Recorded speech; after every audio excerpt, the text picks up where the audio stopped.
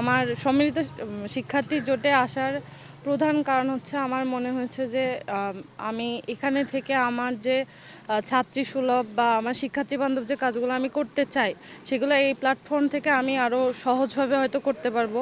আর এনাদের কাজ দেখে আমার যেটা মনে হয় যে এনাদের ম্যাক্সিমাম কাজই হচ্ছে শিক্ষার্থী বান্ধব।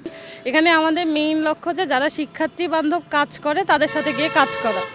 এর মাঝে আমি এর আগে কখনোই রাজনীতির সাথে যুক্ত ছিলাম না বা ভবিষ্যতে মানে জাতীয় পর্যায়ে কোনো রাজনীতির সাথে যুক্ত হব কিনা এ নিয়েও আমার অত বেশি নেই। তবে আমার মনে হয় এখন আপাতত আমি চাচ্ছি যে রাকসু প্ল্যাটফর্মটা আমার জন্য এমন হয়ে উঠুক যাতে আমি আমার হলে ছাত্রীদের নিয়ে কাজ করতে পারি। আর আমার হল যেহেতু রোকে হল মোটামুটি পুরাতন একটা হল, আমাদের হলে অনেক ধরনের অসুবিধা আছে।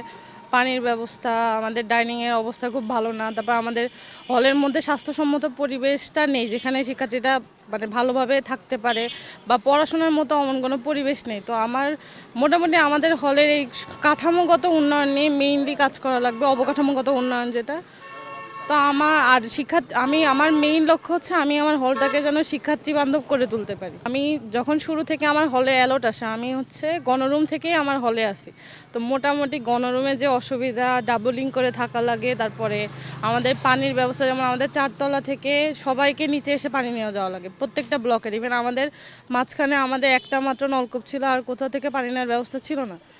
তারপর আমাদের ডাইনিংয়ের খাবার তো আমি শুরু থেকে দেখছি মানে একঘেয়েমি খাবারে। তো মোটামুটি আমি যেহেতু থাকছি আমি জানি যে আমাদের হলে কী ধরনের অসুবিধাগুলো ফেস করে সবাই। আর পর্যাপ্ত রিডিং রুমের ব্যবস্থা তো নেই। সেক্ষেত্রে আমি মনে হয় যে আমি যেহেতু জানি যে সবাই যে ধরনের সমস্যা ফেস করে আমি একইভাবে ওই ধরনের সমস্যা ফেস করেই আসছি। তো আমার মনে হয় যে আমি যদি সুযোগ পাই তাহলে এগুলো কাজ আমি হয়তো বা একটু ভালো মতো করতে পারবো।